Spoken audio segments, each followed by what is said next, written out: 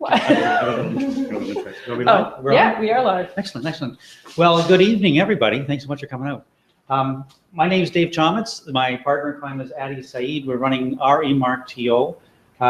There's a few people in the room tonight, and hopefully there'll be more people watching. We're feeding it live, and there will be a link posted on our Facebook page. If you're online now, if you want to share with your friends, that'd be great. The idea is to drive people to the broadcast of it, as opposed to trying to get a whole lot of people in the room all the time. So if you could do that. The hashtag. And the hashtag is what? Remark TO. Hashtag is REMARK TO, REMARK-TO. And you should find a link, and that'll, if you want to share it with your friends on all your social platforms, that'd be wonderful. The RE-Mark TO is a real estate sales marketing training thing. That's what we do once a month. We meet. The whole idea is to have it be free. We have experts come in. We have people who really know what they're talking about coming in to talk to us. There's not people that are going to just tell you what you should do. There are people that are going to come in and tell you what they do and what they do to build a business and make more money. And it's our goal is to deliver that kind of coaching and help to people, and do it for nothing. Do it for free. But if we only get 8 or 9 people in the room, it makes it hard to justify doing it every month. So let's get people out in the broadcast, so send out that message, please, and get people watching. It makes it a lot more fun. If you're out online now watching, there should be you have the ability to ask some questions. If you have any, as Rebecca's speaking, if you have something that you want to talk about, just post it on our Facebook page, and we'll try and pick it up, and we'll try and get those questions answered as well. We're really lucky tonight. Tonight we have Rebecca Mountain with us, Rebecca Spencer Mountain with us. Rebecca Mountain's good. Rebecca is an expert in social media and Facebook advertising. Rebecca has traveled all over North America sharing information. She gets paid a lot of money. She spoke at Vegas, TED Talk in Vegas. Yeah. Last week she was flown down to Boston to talk. She's traveled for the Canadian Real Estate Association. I'm going to Belfast in September. She's going to Belfast in September. And I get a big suitcase, I'll go with you. Yes. And we're very fortunate to have her here. What we're hearing tonight, a lot of people pay a lot of money to get. It's cutting edge, it's as good as it gets. It's really special tonight for me though, because every time we do one of these, every month when we do one of these, I'd like to point out where we came from. And I met Rebecca at RE-Mark TO, 2010. Yeah, 6 years ago. Yeah, that's right. In 2010. I was presenting that night, and Rebecca was sitting in the crowd. I was eavesdropping. You were eavesdropping, absolutely. At that time, I don't think you had a real estate client, did you? Nope, I had just started. I didn't have a single client at that point. Just fresh out of the box, and we met at this particular, at this exact function. And out of that came a great friendship. Mm-hmm. But out of these same meetups came a lot of really cutting edge information. It's just phenomenal. But for those of the people that are here for the first time, buckle up, because what you're going to hear is really amazing. And make it a point to come back next month. It's just fantastic. And we've got a really good set of speakers lined up for next month as well, so I'll share that with you at the end of the night. Rebecca's going to talk for half an hour, 45 minutes, or until she gets tired of talking. That's hours. And at the end of it, there'll be the opportunity for questions and a dialogue. So don't get up and run away, okay? Without any further ado, Rebecca. Thank you, David. So welcome everyone who is here, and welcome everyone who's online. Hello. I know for those of you online, it's hard to see the screen. If you want, you can PM me on Facebook and I can send you my slides. Happy to do that. And if anybody here wants these slides, I will also send it to you. Just give me your business card or PM me on Facebook. You can do it right now while you're watching. I'm happy to send those over to you. So what I'm going to be sharing with you right now is there's lots of different ways you can do advertising on Facebook. So I manage accounts for people, and I try to not only just build communities and post on their accounts, but I also generate leads. So this lead ads is a type of ad. So when you go into create an ad on Facebook, you go into the drop down menu, create ads. There's about 11 different objectives, 11 different types of ads you can do. Lead ads is fairly new, and they keep on expanding it. I have run in the past what I call website click ads. So someone clicks on an ad on Facebook, and it takes them to a landing page where hopefully they fill in a form, and in exchange, you give them something of value, which is great. However, recently what I found is I'll send thousands of people to a landing page, like literally thousands, zippity-doo-dah people will put in their information. When I looked through the statistics, I realized that these are primarily very, very mobile. Okay, so 80 to 90% of interactions with advertisements is happening on your mobile device. So when you think about that, you need to make it as easy as possible for someone to give you their information, okay, so that you can now do follow-up. That is your job, right? So if you guys want to create a new relationship with someone, you kind of have to be able to contact them in some way, shape, or form. So I had a couple of these campaigns that were dead in the water. My clients were ready to fire me, and I don't blame them. So what I did is I flipped them over to a lead ad, and the results were instantaneous and incredible. I went from no leads for about 2 or 3 weeks, which to me is terrifying, right? I want to get like lead per day kind of a thing. That's kind of what I'm looking for. And these are high quality leads. These aren't just leads that you buy off the internet. Okay, these are leads that are targeted to your specific group of people that you want to get in touch with. And we went to 1 to 2 or 3 leads per day. And that's for every single campaign that I switched over to what I'm going to teach you tonight. So I hope that you guys can find this really useful. The other thing that I'm going to be able to dispense with you is the latest and greatest on the new rules for Facebook ads. They just rolled out June the 8th. Okay, so I was talking with my handy dandy Facebook advertisement advisor at Facebook. Yes, a human at Facebook talks to me every 2 weeks. And knowing that I was coming here tonight, I went and I picked his brain on what else, if there's anything else new that I need to share with you. So everything I'm telling you is what Facebook knows, not only what I know. So that's kind of what you guys get to tonight. So lead ads are very, very simple. Okay, they're the newest way of getting conversions. Getting people to a website is great. Getting a name that you can actually, follow up with on email is fantastic. Getting a phone number that you can actually use to call someone that's not pizza is even better. And that's what you can get with your lead ads. So traditional lead generation, you see an ad, you click on it, goes to a landing page.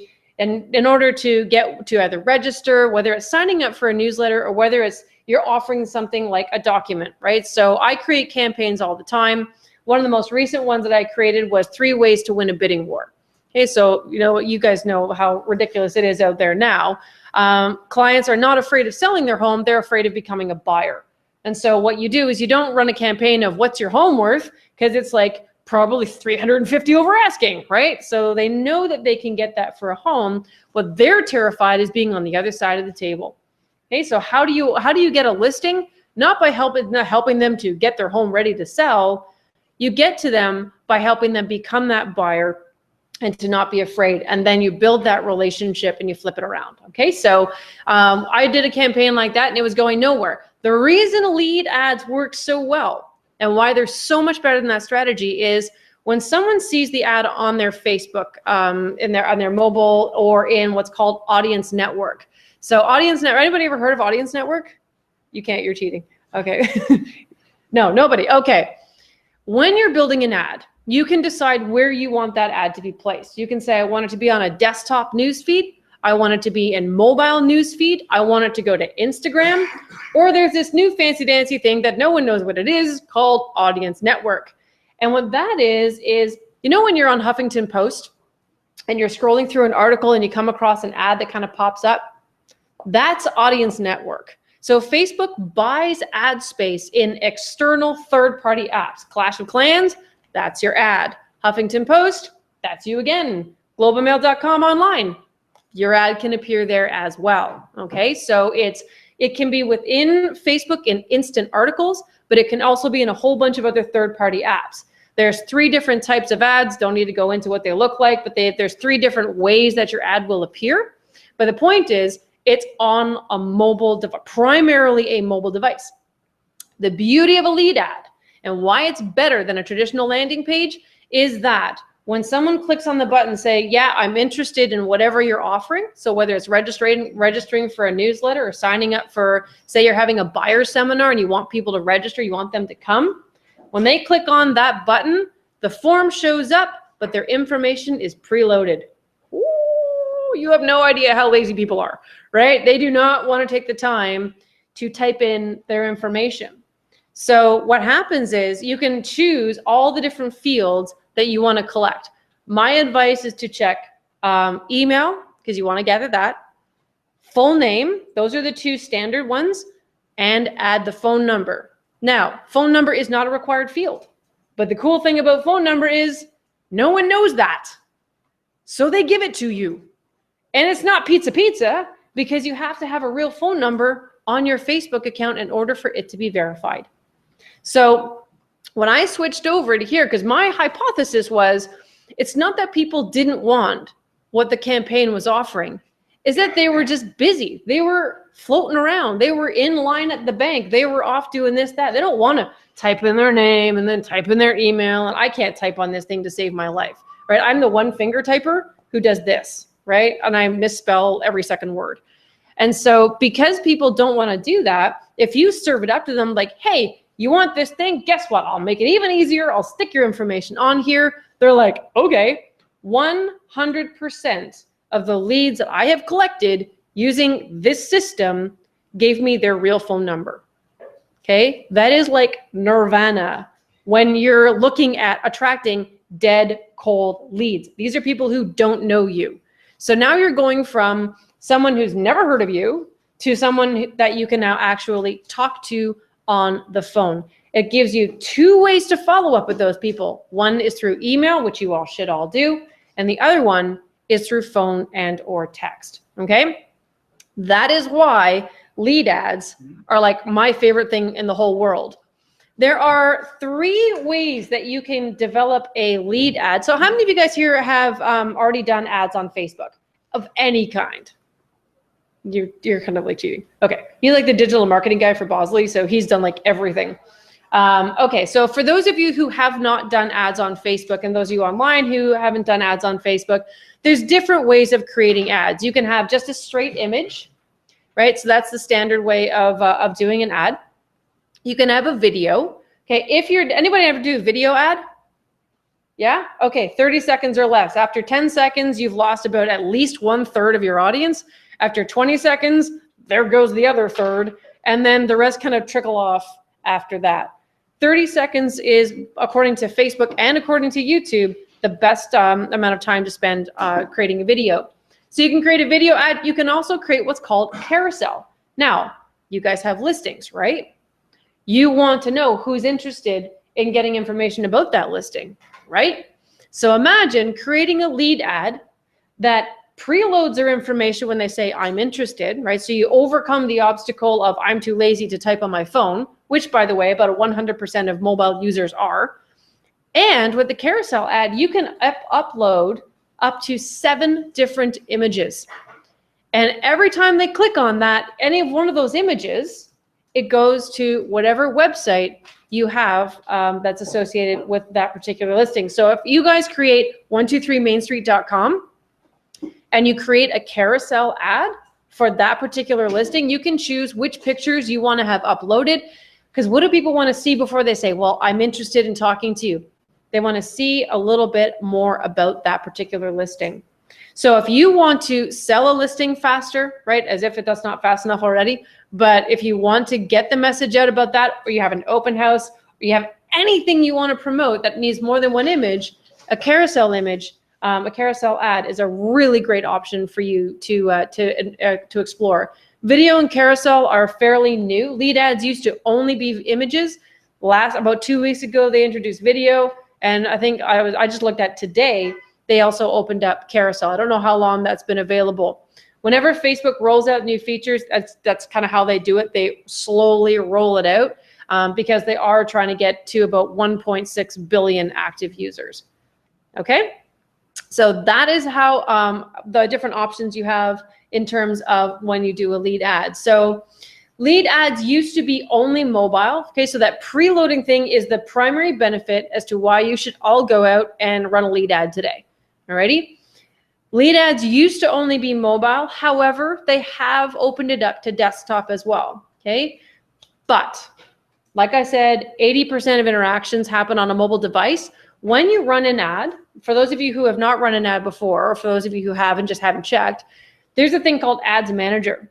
You can go into Ads Manager and you can see exactly how mobile your responders are. So if you have an ad and it's like 97% mobile, go into the ad set, kill the desktop, because you can remove or add different ad placements. And then that way, what Facebook will do is it'll take all of your budget, funnel it towards the people who are responding most to your ad, and therefore you're not wasting your money on people who aren't going to respond to you anyway. Okay, it's one of the most important things you guys can do. Running an ad is not just turning it on and walking away. Running an ad is turning it on, 3 days later going and taking a look, right? Who's responding? Men women, what age, what time, what device. 90% of my responders respond on an Android device. So when I run mobile ads, I don't do iOS. I only do Android. Why would I spend money on iOS if they're not going to respond? I tried direct marketing, doesn't work anymore. How do you, if you have like, this is your postal code that you're going to, you really want to only send it to the people who are going to respond, but you have no idea who it's going to be. So you mail it out to everybody over and over and over. With a Facebook ad, you can do your initial send out and then you whittle it down to the people who really care. You scale up your budget and you go. Okay, so that is kind of why lead ads again are so good and so effective, is because they're literally tailored to the behaviors of the mobile audience. Okay, you can customize your form. You can put in custom fields. Okay, so you can add 3 questions. Like there's a whole bunch of fields you can add that are just kind of standard. You can ask for their marital status. Yes. Are these ads at the right of the screen? Like I'm talking about on a desktop. Are they at the right of the screen or are they in the newsfeed? They're in the newsfeed. It's mobile and desktop news feeds. Okay, and also in, these are not in Audience Network. Okay, so it's not currently anyway. Okay, so like I said, Facebook's changing stuff. They love to do stuff where I'll teach something one day and the next day they change their minds and it's totally different. So yay, I love what I do. But no, these are newsfeed only ads. So when you log into Facebook newsfeed, for those of you who might not know, that's where it actually appears where you guys are looking at your content. Okay, so it's not on the right column. Yes. So I've been in presentations where they've sworn, you know, if you want to get traffic, static image is the way to go. Carousels are, you know, blah, blah, blah. And then the opposite as well. So can you speak to that? Like, is one better than the other? Carousel ads okay, so the algorithm is different. And so in Facebook, we have what's called the EdgeRank algorithm, and it's all now called the newsfeed algorithm. That determines what goes into your newsfeed. Okay, so that's why you don't see all the posts of all your friends and pages and groups. In ads, it's called AdRank. And every ad has a different algorithm, right? So every ad type. So a lead ad algorithm will be targeting people that you say I want to go after, who have the highest propensity to fill out a form. A building awareness ad goes after people who are the most likely to just simply click like page, right? Within the ad itself, the weight of each one of the elements is going to be different. So image has been around forever. It has the lowest weight. Video is going to be, video is the top, carousel's kind of in the middle between the two.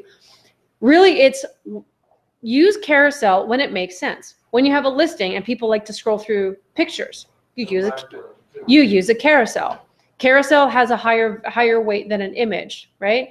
Especially in your world, because people, and Facebook knows that people like to look at pictures of houses. Like, don't think Facebook hasn't picked up on that, right? They know very, very well that that's what people like. Especially if you're using words like just listed, new home, whatever in your ad copy, it reads that. And therefore, when it matches up that copy with those images, your ad is going to do better. Okay, so I like the idea of a carousel ad. If you're just doing it, like if I'm just doing a 3 ways to win a bidding war campaign, don't use carousel, right? For that, I would use a straight image. There's a whole new list of rules for images I'm going to share with you guys tonight. So you guys can go off and do it properly, because they completely changed the game. They've made it worse for us. Okay, not better. They're like, oh, it's great. There's no more rules. They lie. Okay, so I'll tell you about their lies and other stuff. Yes, no problem. Sorry? What are the click-through rates on the carousel, like the initial first carousel image the other ones? That one's a really hard one. So the question for those of you online who didn't hear is, what's the click-through rate difference between a carousel versus a video versus image? Is that about right? No? Like within a carousel, there would be multiple listings. You can have multiple listings. What I would suggest you do is 1 listing per ad, and then like kitchen, bedroom, bathroom, exterior, and that kind of a thing. Otherwise, your ad becomes diluted because now you have multiple things that you're kind of offering. So in terms of like which type of image will get a higher click-through rate, I can't really answer that. All I know is that people love kitchens, love kitchens. So you want to do an ad where you want to drive people in, do a kitchen, because they love absolutely that. After kitchens, it's bathrooms. Walk-in closets is a big one too. And so that those kinds of things will generally get you the biggest bang for your buck. But again, Everything comes down to testing. So I can tell you something and you're going to run your ad and I will be completely wrong. That's why whenever I talk about, you know, click-through rates and averages and statistics and stuff, I have this massive caveat of, but everybody's target audience is different, right? So you literally have to go in and test and finagle it and then test it. And sometimes you blow it up and you start all over again, right? So it's a kind of a tricky question to answer, but I hope I've done at least a decent job in putting you in the right direction. Okay? Alrighty.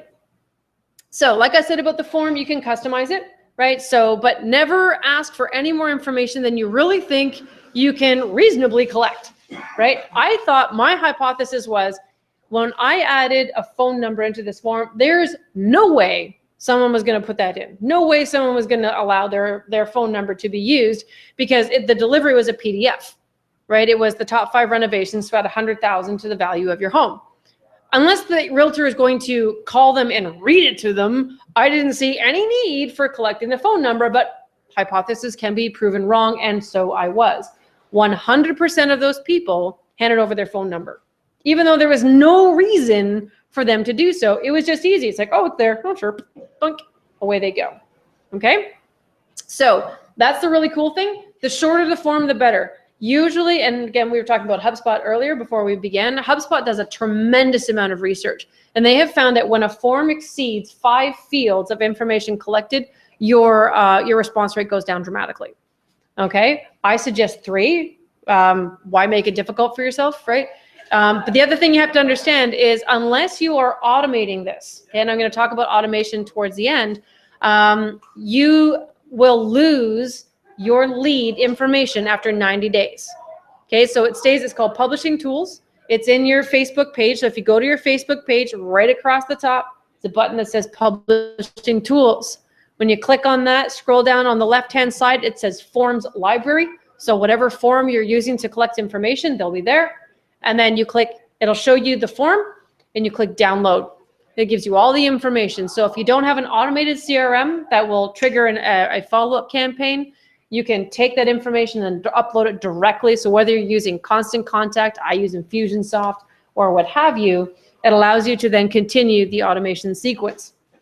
Yes? If you do collect that information, you don't have, CRM that's integrated. Where does the data go? Where, they fill in the information. It goes into Facebook. It goes into Publishing Tools. Okay, so if you don't automate, if you don't do anything with it, it goes into Publishing Tools. You have to go into Publishing Tools, export it, and then put it into whatever system that you have. There's a lot of options for you, though, if you want to learn how to automate this. I love automation because I'm lazy, and I like to kind of start something and then watch it roll, but not have to necessarily do a whole bunch of manual tasks in between.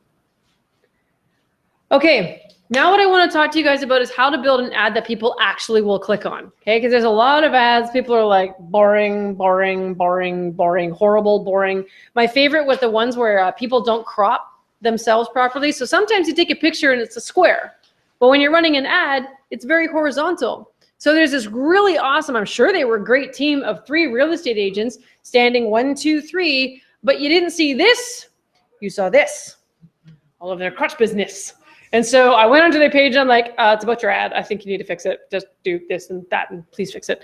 It was lovely zippers for their pants. Anyway, so that notwithstanding, there are some other rules that will help you to make sure that your ad does well, okay? So within the ad rank algorithm, there is a color saturation algorithm, okay? So there's like little algorithms and algorithms and algorithms. And so first of all, what does it look for? It looks for bright colors. It looks for red. Okay, so usually when I present this to Coldwell Banker or Century 21, they get very sad because it's not in their brand. So if red is in your brand, you are lucky. If not, you can always incorporate it by wearing it, putting bars, little call out boxes and stuff like that. Say red, orange, yellow, or highly contrasting colors, okay? Anybody want to guess why red? Red is black. No, but good guess. We guess red. So when you go into the mall and there's sale signs, there's a reason they're red with white writing. It's because our eyes see and register red before any other color. They have the longest wavelength. Okay, so think of the color of the rainbow: red, orange, yellow, green, blue, purple. Okay, the ones at the bottom, don't do those. Do you know why Facebook doesn't like blue and purple? because you're competing with the color on its background. It does not like that. Okay, it wants to be unique in its color scheme. And so if you're using pastel colors, your ad will not do as well as if you're using bold colors. Okay, other thing, value-based messages. So if I see an ad from you guys and it is like something like, you know, come talk to me because I'm great. Yay, that compels me to do absolutely nothing. If you tell me, I was talking to a realtor today and she had an offer with a mortgage broker where she would give $300 off an inspection for a home. That's what you put in your ad on the image itself, right? Save $300 on your inspection, on your home inspection. That's compelling. So if someone's looking at getting an inspection on a home, seeing that message compels them to say, oh, I want to pay attention, right? If I saw an ad that had an image that said cloning device invented, click here, I'd be like, click. I'd be clicking it so hard my fingers would bleed, right? I need a cloning machine, something hardcore, right? Now, the 20% rule, blessed 20% rule. That was the rule that has existed up until and including June the 7th. As of June the 8th, it has changed. Okay, remember what I said, not for the better, but I'll explain in just a little bit. So 20% rule meant that if you had an image and you were going to put words on it, it could not exceed 20%, okay, in terms of the entire space.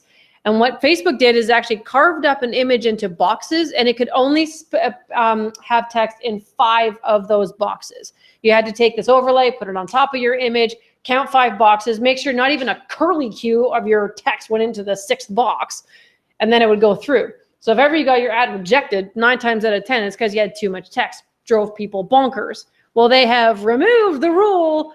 They've actually said, like I said, they've made it worse. So you really still need to keep it under 20%, and I'll explain why in just a minute. Okay? If you want to identify outcomes, right? What are people going to get when they click on that ad? If I'm signing up for a newsletter, what's that newsletter going to give to me? I do a weekly tip of the week. I give you free information, whatever you want to know, right? You don't have to pay for it. You guys aren't paying to be here. It's kind of the same kind of thing. It's like a newsletter, but live. Okay? People want to know what that is. And power words: get, free, join, top, strategy, tactic, like exact. All of those words are words that are very compelling for people. If you're interested, like if you want me to send you this presentation, I can send you my favorite blog about writing, which is 317 power words. So depending on what kind of mood or action you're trying to get from people, it has 317 words you can choose from, and those are the words you want to have on the image itself. Okay, because when you're scrolling, okay, do not leave your most incredible message for the copy. Because when I'm scrolling on my in my Facebook, I'm not looking at that. What's catching my eye is what's either moving, right? So a video, or it's got a really bright image that is either funny, compelling, or it's got a really cool, you know, call out value message on it. Once you have achieved their attention, then they'll pay attention to the copy, and you can kind of, again, reinforce what it is that you're offering.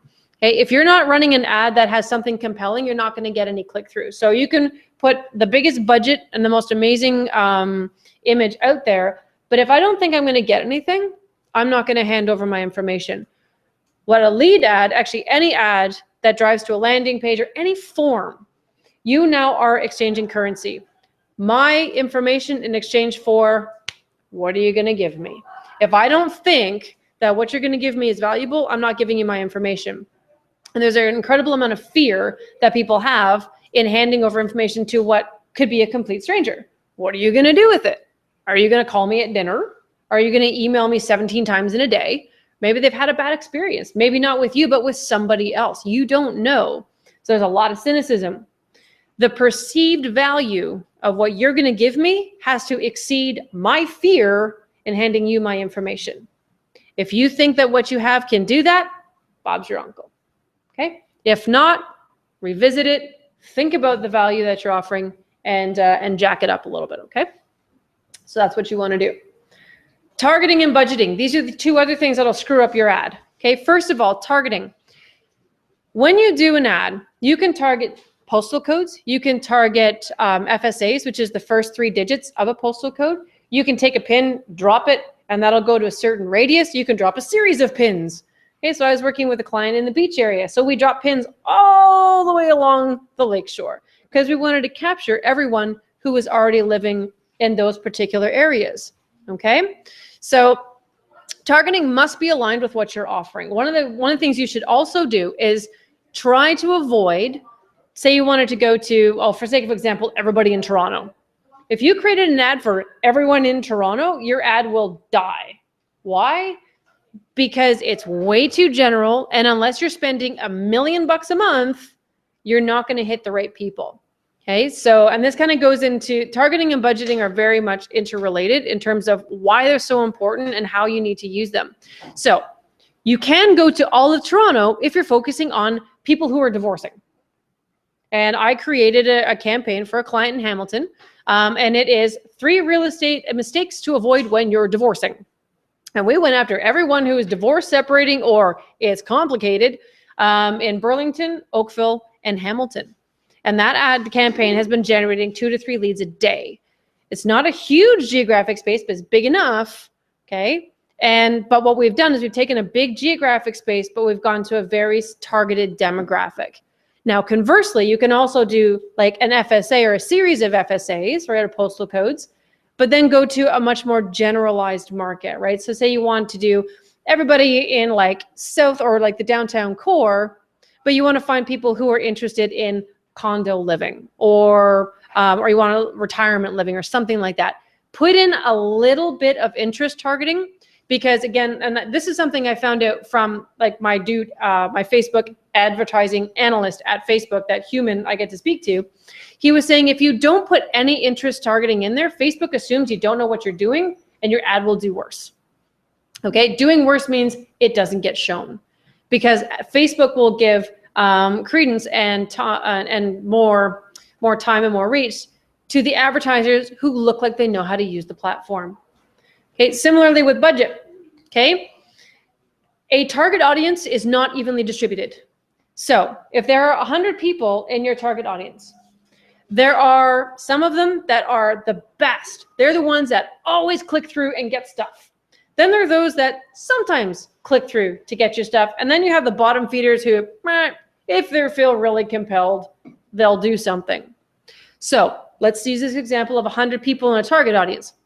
If your competitor comes in and they spend $2,000 a month against these 100 people, and you're like, I'm not sure if Facebook's going to work, so I'm going to put $20 in there. Okay. Guess who gets the good leads? Not the $20 person. Okay. They get the bottom feeders, because Facebook's like, oh, you over there with the cash, you get the top line people. So they're going to get the campaign that's working like gangbusters, because they've got all the right people, the top level quality people funneling over into their lead funnel. And you at $20 are getting kind of whatever's left over, right? So the people who say Facebook ads don't work, they're the ones who are afraid of investing some money into it. They think that testing at $20 for like a month is somehow going to generate anything. It won't. I mean, if you want to guarantee that Facebook ads don't work, just do that. And then you can go and you can, there's proof. Look, it sucked, right? I had someone tell me that. Budget, say $100, it's better to say, do it for 7 days, Mm-hmm. $100 whatever it works out to. Yep. Versus $100 over a month. Right? Exactly. So what I normally do, it's kind of like how my husband plays poker. Okay, I don't like poker. I went through a very rough time as a single mom for a long time. Every time I see someone playing poker, I'm like, that's groceries. What are you doing? Just give it to me, gamble it away. Oh, look, you lost. I can eat, right? So I had a really hard time with this. And then he explained it to me. So he does well. He says, Rebecca, you know what? It's my fun money. You know, you might take $200 and go buy a pair of shoes or go to, you know, watch theater. I love theater. And he says, my fun time, I play poker. I'm like, okay. So he has a budget. He says, I will go in, I will spend $400. Once I've gone through it, I'm out, right? It doesn't railroad out of control. So in the same way, you need to assign a test budget to your ads and say, my fun money for tests for ads is $400. And in order for me to really get a good read, I got to do that $400, not over like a year, but I'm going to do it in a month. And maybe I'm going to test 4 different ads, 1 per week. And I'm going to assess what they look like at the end. I'm going to pick my winner. I'm going to scale up and go. Okay, so that's how your budget can affect the effectiveness of your ad. And that's how targeting can also affect the effectiveness of your ad. Alrighty? So creative, targeting, and budget. You get those three things like really well aligned and you're gonna do just fine. All right? Okay, I promised you the new rules. So the 20% rule is no longer in existence. Yay! It's actually boo. Because what they've done is they've created a new category. And that's called, this is literally from Facebook, what these are called, okay, low, medium, and high. All right? And they're in descending order of shown to the world, shown to few over the world. Yeah, you're not going to get too many people here, and no one's seeing this at all. Okay, so that's how that goes. And I've got examples. This is what's considered an okay ad. Okay, you've got one big honking image, apparently eggplants, and a logo. This ad will be shown to the maximum number of people in your target audience. Okay, what I hate about this ad is there's no context. Okay, so this ad doesn't, unless I can identify that this is actually local produce and that means something to me, it's just eggplants. Okay, this could be for any company in the world, unless I know what Jasper's is. Okay, so, but just so you guys know, if you want an ad that gets the highest reach, you actually have very, very, very little to no text on that image. Okay, so unless you can come up with an image that perfectly conveys what it is you guys are trying to get across, okay, then you're going to have a problem. But if you can, this is how you want to use it. So if you can get an ad and the image itself conveys the message and you don't have to put any text on it, your ad will do the best. Okay, that's called okay. This is called low. This is the current 20% rule. Alrighty, so this is what it would look like if you had what they considered low. You're going to get what they consider slightly less reach. No one gives me a number, but it's between 10 and 15%, according to my non-on-the-record guy at Facebook. Okay, so it's not a disaster, but you're going to, if you tested this against the okay ad, this one's not going to do as well. Alrighty, and this is like going after the same target audience, right? So it doesn't have any effect there. This is considered medium.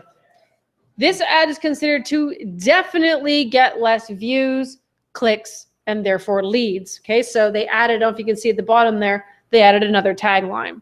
So really, when you look at it, it doesn't look like it's taking up much space, but Facebook calculates space not by the size of the font, it's by how much space it takes up. Okay, so if you want to kind of cheat the algorithm a little bit, you'll stack your words.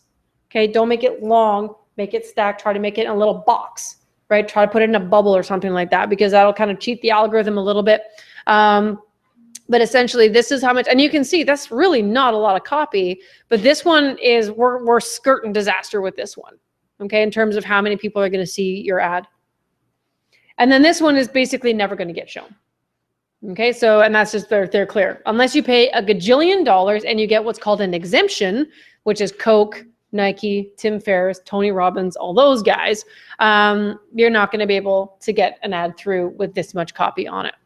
Okay, I can kind of see what they're getting out with. They're just going along with research they've done for years of the less copy on the image, the better the image does. So there is a correlation. However, sometimes it's really difficult when you want to say something and knowing that any words you put on this image is now going to harm your ability to get good reach. Okay, so err on the side of less copy. So it's the yay, the 20% rule is gone. Boo, they've just made it worse for all of us. Because there never used to be the tiered, like, okay, whatever. It was 20% above, rejected, 20% below, everything's good. Now we have these tiers. Okay. Other text rules. What also counts as text? Your logo, that counts as text. Watermarks, also text. Numbers, also text. Okay, so pretty well anything you stick on there that's not that's not, you know, something numeric or alpha is going to be considered text, with two notable exceptions that are really going to apply to all of us. Book covers and product images. However, you can't zoom into the product image or the book, so it focuses on your logo. Because if you do, that's called cheating and you get kicked out. Okay, so really, unless you're writing a book, if you are writing a book, that's great. You can show your book cover, and the book itself with the words on the book will not be considered as text. Anybody do any campaigns where you offer like a free download or an ebook or something like that? Okay, make a book image and overcome the problem. So if you make it look like a book and you put words on the book, you can overcome the 20% rule by making it look like a book cover. Okay, so if you have a graphic designer, make it into something that looks like a book, and you'll be able to hopefully overcome this this problem. All right, and of course, if you're selling, Will you know that they're recognizing it as a book, or? the only way you'll know is if you do a book cover and it gets good reach, then you'll know that you've skated through. If you do a book cover with a lot of text on it and no one's seeing it, yeah, they got wise. Yeah, so these are the two notable exceptions, the only ones that you have there. This is one of my favorite ads in the whole wide world. This completely violates the whole 20% rule, and this is probably for us what would be considered catastrophic in terms of the amount of text. However, it's Tim Ferriss. For those of you who don't know him, he wrote this wonderful book called The 4-Hour Workweek. Inspired me to start my business. That's why I cyberstalk him relentlessly online. Okay, but I also like his ads. He does really good ads. So what I did was I broke this down for you into why I like this ad so much. The first thing he does at the top is he comes out with a question. Always start your ads with a question, but don't use what I call realtor speak. So in this one, it's thinking of breaking out on your own. Okay, so if someone says yes, you read on. If someone says no, you don't want them anyway. Okay, now what some realtors will do is, are you a first-time home buyer? That's realtor speak. Okay, unless I'm actually buying my first home, like writing the contract, as John and Jane consumer, I'm not a home buyer. Right? Now, change that up to thinking of buying your first home. Heck yeah, of course I am. Right? I'm thinking about it. I'm not there. So don't try to avoid categories. Okay. So really get someone else to read it and just say, do you relate to this? But if you can avoid things like labels or categories or stuff that realtors use that John and Jane consumer wouldn't, then you're going to do better. Okay. Then he follows up with a high value statement. Start getting more done in less time.